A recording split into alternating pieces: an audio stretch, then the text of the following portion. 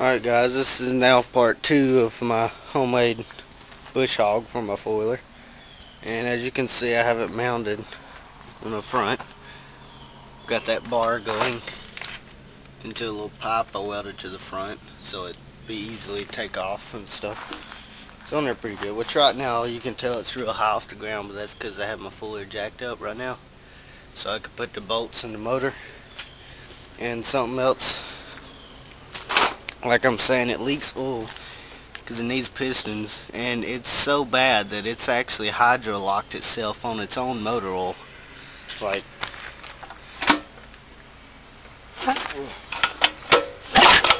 there we go. Like the first time I done that, like oil just poured out of there. As you can tell, it's all running down through there and stuff. But it's still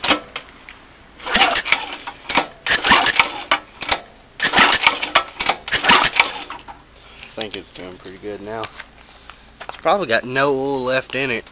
Like I did have it sitting over here for a couple days. Well, it's too dark. Let me try to. I need a flashlight. I'm always needing a flashlight. Oh, there we go. And a random one. Hopefully there's batteries in it. Feels like it. Yeah, it works. But as you can see, there's like a lot of motor oil spilt all over the garage floor right there, and that's what all was leaking out of it. And it was sitting there maybe, I'd say about 3 days, and it leaked just about every bit of it out. Which the motor was tilted forward a little bit, so that's probably why it sped up the process. But yeah, and my mount's up here. It's just like aluminum piping. Like here's one. It's aluminum piping that I flattened out with a hammer. And I just put it around through there and got some pliers and kind of mashed it together to form a shape around it, and I put a bolt, drilled a hole, put a bolt through it, and that holds pretty good.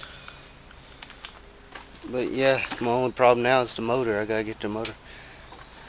I'm thinking about probably putting some braces from about here going up to here somewhere, because it's kind of bouncy. Oh, and right here's the front thing all finished. And let me blade. It's a 22-inch blade. Let's see, there's about an inch of the blade coming out. So yeah, I'll be able to cut about an inch of diameter. Got a bunch of little sharp pieces. But took a whole brand new cutting blade right here to cut all that, cut that front piece out. It took a whole blade to do that, and that is the high performance one. Right here's the cover to that motor. Quattro, I guess you'd call it. It's a Briggs & Stratton Quattro. But yeah, so I'm just gonna try to figure that out, and when I get it working, I'll give y'all guys, I'll show y'all how it works. But I got to thinking, if any of y'all are wanting to build one yourself, then if your foiler has a winch on it, you could probably figure out a way to raise it and lower it and stuff. Cause see, mine's gonna be all at the same level, which I believe it's probably about.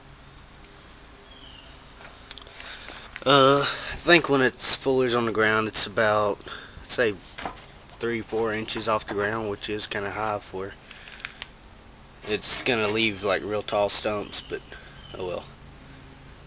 It's just rough cutting, really. But yeah. So when I get it running, I'll show y'all. See ya.